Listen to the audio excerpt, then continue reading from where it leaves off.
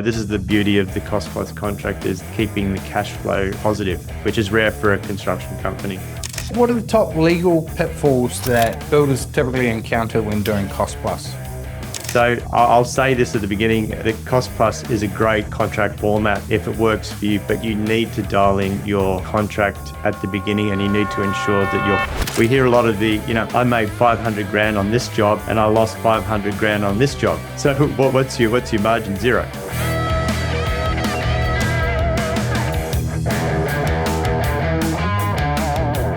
All right. Welcome to the Builder's Ladder. Today we have Stephen Mellinger on board. How are you, my man? Excellent. Thanks, Marty. Thanks for having me again. My pleasure. As always, I love our chats, and you're one of our specialty coaches, and it's your second time on the show. And for those who haven't seen the podcast a couple of weeks ago that we did, which introduced you, goes through a little bit about your background. And can you just give us a quick synopsis? What led you to want to go down the route of doing cost plus projects? Cost plus was sort of an evolution of the type of projects that we started doing. We sort of were getting into Sydney. Everything's getting more and more expensive. The quality of work's getting more detailed. The architectural uniqueness of every project is, it's almost impossible to quantify, especially labor. All builders will know that labor, you can price a piece of timber, you can't price how long that piece of timber is going to take to put it in. So we sort of started, even on our smaller project under 500 grand, we just say to the clients, this is impossible to price. The chance of us going broke will be, if we price it high, the chances of us making a huge fortune if we put a contingency on it, is unfair. So how about we meet in the middle? So the cost plus is sort of that meet in the middle, share the risk, share the transparency, and everyone should.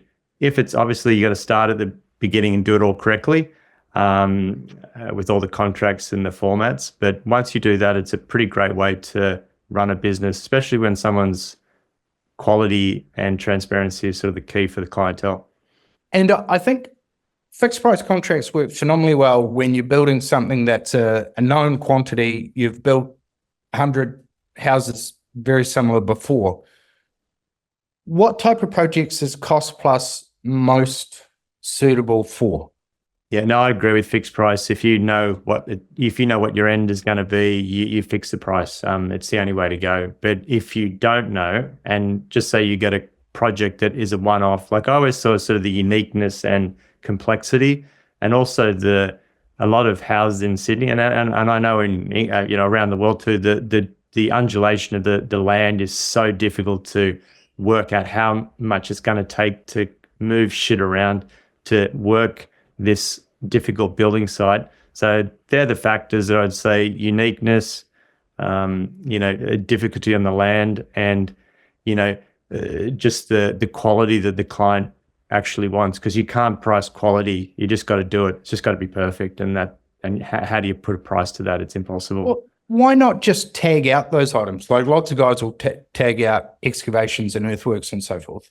Oh yeah, for sure. And then again, that gets into another type of contract where you become so heavily provisional summed. You provisional sum this, you provisional sum the excavation. You don't know how long it's going to take to do the carpentry component. You provisional sum that. So by the time you get into it, you're 50% provisional sum, and it becomes a very complicated contract structure to run a half-half. It can be done, and that's why we call it the hybrid contract, which is used for sort of contracts that require bank financing. But it is very complicated to sort of say, well, yeah, this part's fixed, but this part's cost plus within a provisional sum allowance. So yeah, the cost plus just keeps it's more, I find it's just more conducive to just an easier way of keeping the job running and keeping the client up to date with the costings. Yeah, 100%. We had a question just an hour ago from Emily, one of our members in Seattle, just outside of Washington, and they predominantly do flat fee residential remodel projects. They're taking on a small commercial project with several variable factors, and they're considering going for cost plus. And she'd love to know any ideas for or against cost plus in this situation, so small commercial project, and how to handle admin, project management, and site management fees. So maybe if we deal with ideas for or against cost plus with a commercial project. Okay, there's a bit to unravel there, but it's a really great question. But on a commercial project, I don't think it differs between residential and commercial. We've done cost plus childcare centers because of the complexity, the nature of the quality. Montessori people want their buildings just on point, so they're just like a residential. So the pros and cons. The pros are definitely with managing potential risks of estimation. So if you feel that it's very hard to cost certain factors of the project, cost plus works really well. If the cons are sort of, if you don't dial those numbers in correctly at the start, so if you don't get either quantity surveyor or have a really good in-house quantity costing, then you can get caught out at the end by saying, this is $1 million project, ends up being 2. They say, well, where are we going to give that extra 2? Especially for commercial, they're very dollar related, whereas owners for residential, they can sort of say, oh yeah, it's a beautiful home, I'm going to live here for 20 years, so it's fine. So yeah, they're sort of the 2 main pros and cons, I would say. What about how does retentions factor in and any penalty clauses? They can run similar to your fixed price contracts. So retention can also be worked in a cost plus contract, and sort of liquidated damages is the same. So if you don't deliver the project on time, they can still recover some costs. Yeah, they're very similar. Those 2 are very similar with the fixed price contract. Absolutely. So tell us a little bit about how do you address the admin, project management fees, and site fees, etc.? So admin is a little bit more intensive with a cost plus contract, because you do have sort of every nut and bolt has to be quite, so invoiced, put into the system, and everything has to be transparent. Most legislations around the world will require full documentation, every invoice. So you can't just say, yeah, this going to cost you 50 grand this week, and they go, well, what did I spend on it? And you go, no, here was the nails that I spent. Here's the timber that I bought. This is the labor hours of each guy. So you have to be very diligent in ensuring that all that paperwork is very on point. And then progressing to that, how do you do that? Industry software can help by logging the hours of the boys, daily logs, photographs. So that's how you sort of manage the site-specific requirements of the cost plus contract. And how are you invoicing the client, and how frequently? So, because some of our members will do milestone, some will do agreed weekly or bi-weekly invoicing. How do you run most of your payment claims? That's usually it depends on percentage size. Completed, or no, definitely not stage or percentage complete. Oh, yeah, sorry.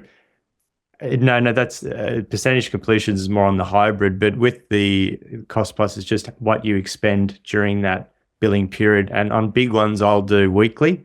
So like we'll be billing, could be 100, 200,000 per week. These jobs are reasonably big. If it sort of scales down, I would do, fortnightly. I'd very rarely go monthly, because the cash flow, this is the beauty of the cost plus contract, is keeping the cash flow positive. So instead of negative, you have monthly accounts, and you're getting your money in weekly. You're actually 4 weeks ahead, 3 weeks ahead of when you actually have to pay that. So you're actually in a positive cash flow position, which is rare for a construction company. Absolutely. Like one thing we always preach is you're not the bank. You're the builder, not the bank. Absolutely. Yeah. If they want to pay us 10% interest, we'll do it. But if they don't, we won't.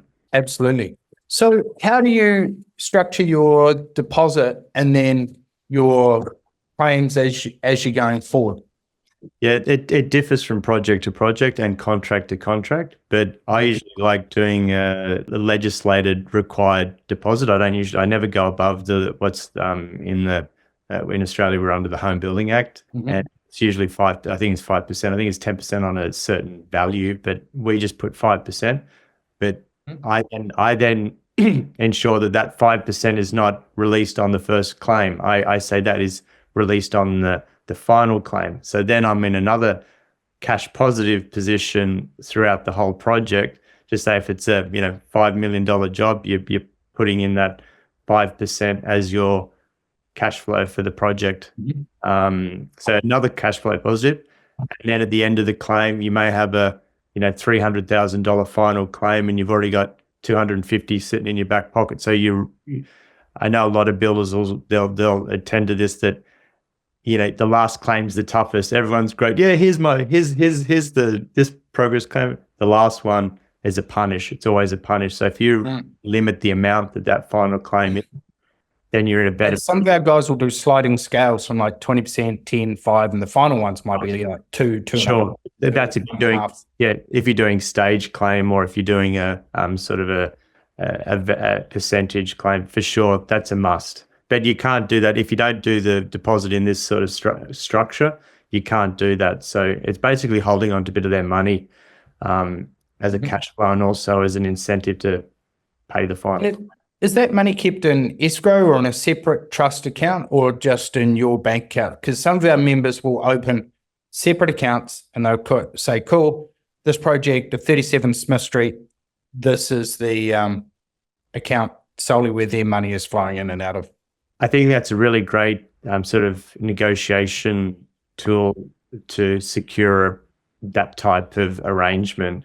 I don't do it specifically because I've never had that asked. But if someone did ask, I wouldn't go directly and say this is what we're going to do. But I'd say, if someone does flag and say, well, I've just given you 250, going, what's going to happen if you go bankrupt? I'm off to buy a new Ranger. Yeah, you go on a Ranger, and go on a nice cruise. You would definitely discuss that and say, well, this is the way we can manage that. And they'll go, well, look, that all makes sense. Put it in a solicitor's trust account, put in their solicitor's trust account. It really doesn't matter. But it's your money to then use if it needs to be. It's not, they've got to find that 250,000. It's there. You have conditions on when it's released, why it's released, so you can do, there is negotiation tools. I like to keep it as cash flow for myself and the company. So how are you invoicing in relation to like subtrades, subcontractors, and materials? Are you invoicing based on when the order is placed, or are you invoicing at agreed times in the contract? Like, how does that work? Like, how do you keep ahead of the bills and the invoices? Yeah, that's a really good question, especially when it comes to items that are not directly on site the next day that you pay for them. Some of them we could be 6, 12. Exactly. Windows, doors. Yeah, like Petrosca, that we do a lot of the windows, which are phenomenal window systems that, they can be, 3-4 months, and they'll be wanting deposits all the way through, especially joinery too. We have $1 million joinery contracts, and we won't see the joinery until the last 5%. So what we do, we just bill based on the deposit, based on progress claim 1, based on progress claim 2. So we bill basically on the invoice from the contractor. So as soon as that's received, we will then, in the next billing period, apply that to the billing cycle of the client. And what about controlling work in progress in relation to payment claims? Because a lot of subcontractors may not give you an invoice, and then all of a sudden you'll get 2 in a row for like 6, 8, or 10 weeks worth of work, and suddenly there's a bill for $75K. Yeah, another really good question. That's a good education of and on your terms and conditions of your subcontractor, saying these are our billing periods for this project on the 12th of January, the whatever it is, the 26th, or mid-month, end of month, or weekly on Friday of every week. If you don't get your claim in, you're not going to get paid until the following Friday. So that's just and they're common in commercial contracts, but they're not so common in residential. I think that's true, but I think if you start getting into the sort of the cost plus and the higher value and the more unique projects, I think that's something you just gotta make sure. And the contractors will start realizing that when you say, well, we can't pay that because you've missed our billing cycle, they'll get on quick. They'll get on pretty quick. Yeah, absolutely. Yeah, one or two missed claims, and they've got to wait. They'll play ball. And how visible are your margins? Like, are they an agreed or negotiated margin, particularly if you're working with an architect for someone else? Like, how do you agree A, margin, and B, visibility of what's within that?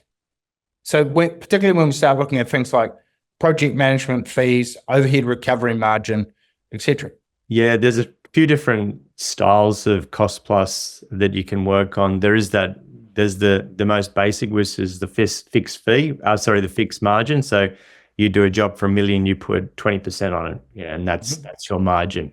There are other options at saying that you fix that margin based on the value and the scope of works, and you say, well, I'll fix that $200,000 and I'll invoice that pro rata based on the duration of the job. So if it's a year, we'll split it into 12, and you pay every month this amount. Is it one agreed margin, say 20% overall, or is it 70% on labor, 15% on materials? What? That's good. It's just the margins on everything. So all costs incurred during the project, from labor, materials, subcontractors, there's a percentage put on top of that. So, but there are it is so open. I've done jobs where we had a project management fee of a couple of $100,000, and the owners said, "Oh, do we have to put margin on top of that project management fee?" And they said, and I said, "Yeah, well, look, that's a job cost." And they said, "Oh," and then as a negotiation tool, I didn't put the margin on my project management costs to secure the deal. So, I might have lost $20,000 on a $5 million project. So it's a real, it's a bit of an evolution. You go in hard with all the 20%, blah blah blah, and then there is a negotiation. Absolutely, like with any contract, and especially a contract where you're sharing the risk, and the people say, well, I'm giving you all this. I call it the open checkbook. The 20% on everything is just an open checkbook. But when you start bringing in fixed margins, fixed preliminaries, fixed project management, and then also quantifying the subcontractors' cost for the project, like windows, plumber, electrician, you're giving them a lot more clarity and a lot more comfort that this project's not just giving me your checkbook and I fill it out each week. You're saying there will be some variable components, but I like to get the variable component down to 30-40% on a large job, not 100% variable. If that makes sense. So the more work you do and the more you fix gives the people more clarity, more comfort that a cost plus contract. So that could help answer the next question you had for the that's how you sort of negotiate, and that's how you give a little bit more comfort to the end user, saying, we do all this research, we fix things in, we take a little bit of the risk as well. I think a big thing with working out margin is to work backwards with the end in mind and figure out, for us to break even and hit our desired profit targets, we need to have an 18, 20, 22, 28% gross margin across the project on this dollar size. And then you can reverse engineer it from then on what you want to give and take on. Because if you do not know those numbers to start with, you're chasing your tail. Yeah, 100%. And then that's the other thing with cost plus, that your margin may not be as sort of as large as a fixed price sort of contract, but you are consistent. So we hear a lot of I made $500,000 on this job and I lost $500,000 on this job. So what's your margin? Zero. So you may have made 40% on one, whereas the consistency of the cost plus, and there are a few little ways of sort of managing that, and we've talked about that in the workshop, was that you fix preliminaries. You can put a higher value margin on the preliminaries. So just say with scaffolding, site labor, site establishment, you put your 20%, 25% on that. They don't need to know that because it's only usually about preliminaries. I always say it's around 10% of the contract, the overall contract. So you put an extra 10% or 20, you put 25% on that. They'll be okay with that. Like, you don't need to show that. You just put numbers in as these are the costs, the scaffolding costs this much. You put a little bit more on top, but you say, I'll fix that. And if they go, oh, are we paying more? And I said, yeah, there is a potential that we did put a contingency on anything that we fix. We put a contingency on, which is like what every other contractor would do worldwide. If you're making the assumption that this is going to cost this, you got to put a contingency. So, and also labor's a big one. You need to ensure that as many as your fixed expenses in your company are dragged into your labor rates, like, your petrol, your cars, your training, your, just anything, your clothing, your staff, anything staff related should be going into your hourly rate. So if you're calculating your hourly rate just with, the wages plus superannuation plus, a co-invest or whatever other industry payments you need to make to your employees, you need to add everything else on, and that will then allow you to reduce your company fixed expenses, take them into the individual projects, and also you put a contingency on the labor too. So I always say you put like a 10 to 15% on top as a labor. Yeah, safety margin. Safety. So because what can happen is one guy you do a 2.5 year project, but sometimes we do 3 year projects. That guy's not going to get paid the same amount for 3 years. Like that just doesn't happen. You contingency that this guy's going to his rate's going to go up. So if you're charging out at $80 an hour, you then put another 15 to 20. Which brings up an interesting clause. Okay. Rise and fall clauses are not legal in Queensland, to my understanding. Not that I'm a banana bender, but how do you get around that with your contracts? Well, I think rise and fall is more dependent on fixed price contracts. Yeah. So basically, that's the beauty of cost plus too, because I say to people, they go, oh yeah, cost plus are great, fixed price are great, and cost plus, got this, but I'd be interested to see how many builders have gone under that were doing cost plus contracts. I'd say very few. It's all the companies that fix their prices. They're probably low value contracts, and they're going to lose money on every job. Whereas fixed price, cost plus, you won't lose money on every job because you do have that rise and fall factored into your materials cost what they cost.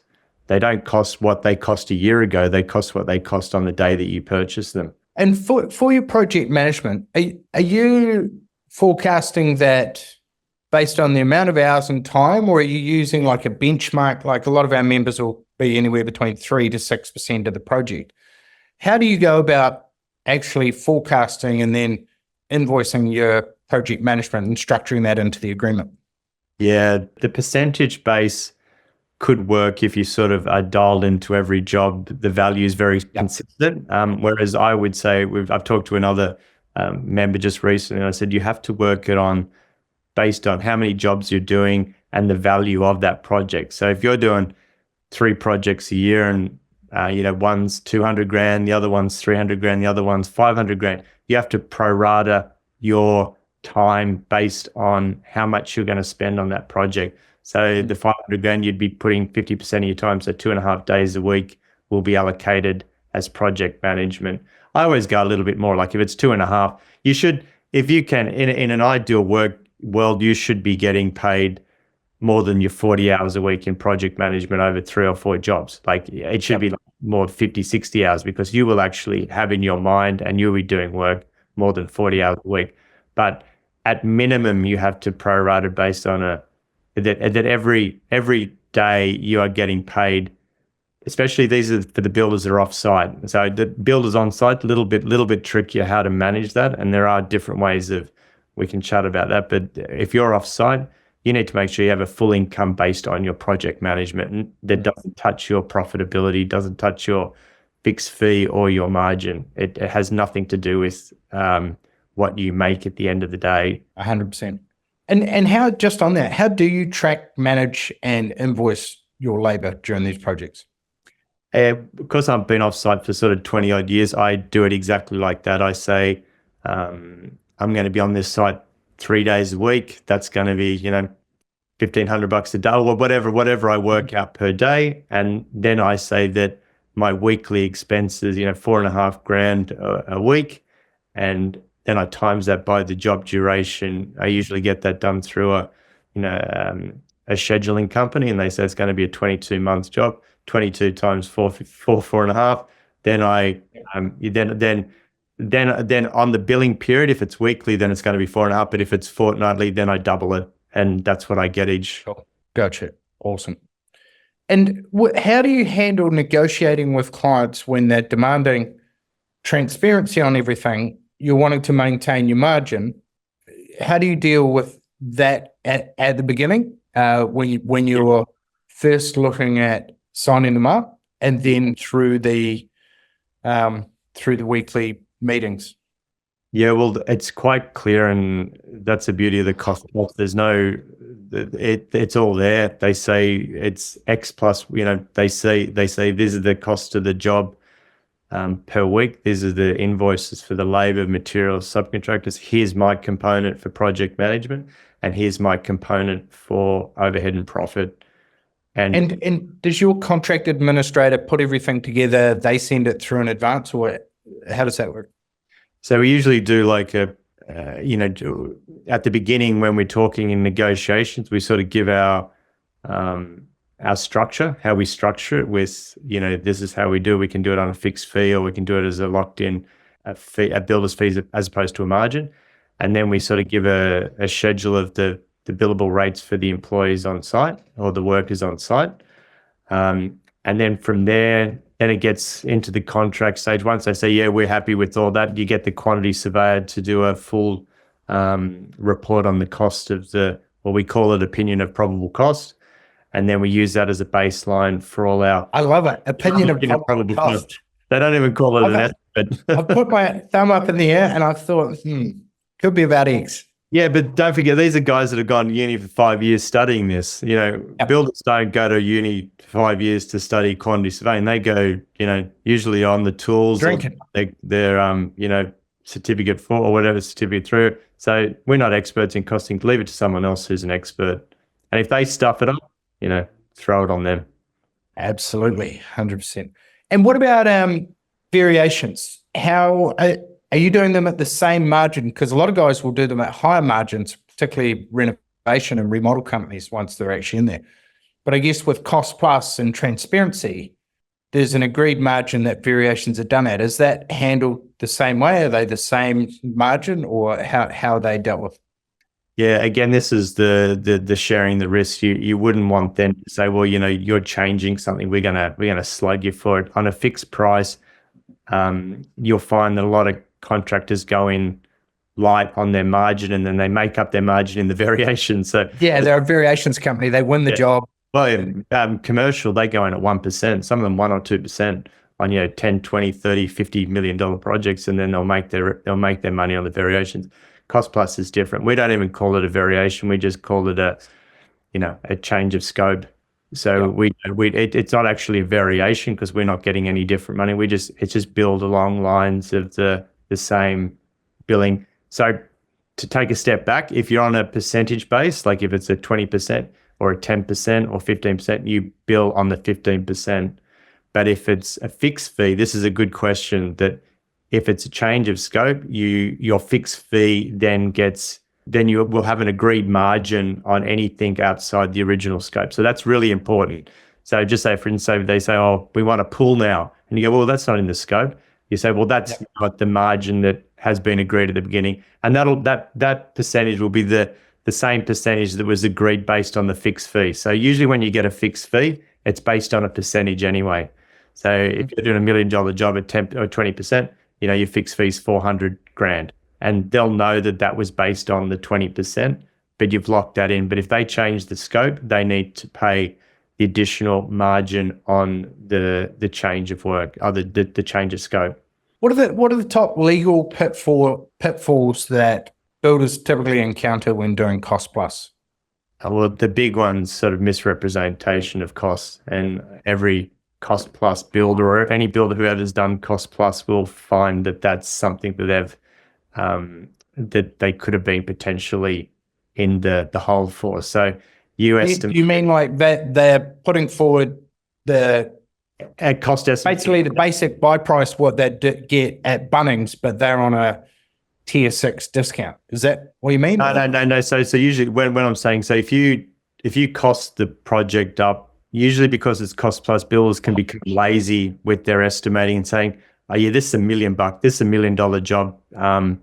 We haven't gone really deep into it, but let's sign up the contract on $1 million and we'll see how it goes. It ends up being $2 million. Client doesn't have $2 million. They can then go to the to the tribunals or the courts and say, well, we've been misrepresented by the builder. And you can have legal recourse. There's thousands of cases of builders being done for misrepresentation. And is there typically a safety margin? Like, hey, you've got to be within 20%? There is, there is.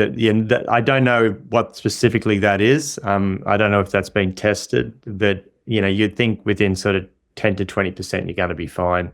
But you're still going to get an annoyed client. So that's. So you either get. I always say with the builder, with fixed price, when you make a mistake with costings, you go bankrupt. When you do a cost estimate error in cost plus, you're either in the tribunal for misrepresentation or you got a really shitty client. So still better having a shitty client and tribunal than bankruptcy, but I mean the litigation could end up in bankruptcy too, because you may lose. So I'll say this at the beginning: the cost plus is a great contract format if it works for you, but you need to dial in your contract at the beginning and you need to ensure that your costings are on point. And if the documentation isn't clear at the beginning, you need to get it revised prior to contract signing. So just say, for instance, that the client comes in and goes, oh yeah, we want you to build this and we don't really have much plans and stuff. We've just got a concept. You can say, well, we can get the cost estimate on the concept, but prior to contract signing, we need to dial that in. You need to get all your documentation in prior to contract signing. Otherwise, you can be in a real difficult position trying to justify why the job's doubled or gone up 50%. 100%. And if you could give builders one piece of advice about implementing cost plus contracts successfully, what would that be? Yeah, going back to the estimating, I would, especially anything in the $1 million plus, I would be getting QSs. It gives that arm's length. It gives you the ability to say, and it's not saying I didn't do it, but it's you saying, well, I'm not an expert at costing. I'm a builder. I build things. I don't design numbers on, the builders are doing the same thing every day. They can dial that in because they've done it 100 times or 50 times. When it's a unique project, it's very difficult for you to be responsible to cost something. So that is the key. So once you start with a fair and reasonable cost estimate, then you need to then bring in the subcontractors, the materials, and then I call it a baseline. Use that as the baseline, and then I usually have an actuals, a probable costs column, then an actual. So I'll just use that as a baseline, and then I usually, before the contract signed, that's usually during the preliminary agreement, that we get all these dialed in. And then at the end, if the client says, oh, this is going to too much because of actuals versus opinion of forecast, then they can pull out before you've even got into a position where you're going to get yourself caught out. So costings, contract signing, educating the client's key to sit down with the contract with them before you sign it. Send it to them 2 weeks before you have to sign it. Don't just throw a contract in front of someone and say, sign this, and then start the job. Sit down, spend 3 hours, 4 hours, 2 hours, whatever it takes. Go through each clause saying, this is our expectation, this is your expectation. Yeah. You got to know the inclusions and the exclusions. Yeah. Inside out and backwards. But everyone's excited at the beginning, and this is not dissimilar with the fixed price contract. Everyone's excited, get started, have their new home. But if they have clarity in the expectations of both parties, that'll be with any contract, but especially with the cost plus. 100%. And are there any specific tools, templates, resources that you would recommend builders go and look at if they're wanting to go down the cost plus route? Well, I think the workshop would be great. If they haven't had a chance to have a look at the workshop, check out the workshop, because I think we had some good feedback on it. I really enjoyed doing it. I tried to dig as deep as I could within an hour period. I think we're going to do another one that's sort Absolutely. of the next stage, which is that's going to be the next one. Sort of go a bit deeper into it and with negotiating with clients and so forth. And look, I'm always available too, via email, via Facebook, through your performance coach. I'm here. Any questions, mate, I'll answer them at the best of my ability. Absolutely. As always, Stephen, it's been a pleasure chatting. I hope you have a fantastic weekend. What do you got planned over the break? The break, yeah, just the family, just the friends and family. We're not going away this year. We've sort of had a few trips during the year. So yeah, just chill out, have a couple of weeks off, and then get back into it. Awesome. All right. I appreciate you, my man. Great talking today. And if you want to crack into things, all you need to do, go and watch the workshop, or if you haven't seen it, drop a comment below and we'll make sure you can have a look at that. Cool. Thanks, All right. Thanks for your time. Thanks, guys. Cheers, Stephen. Take care.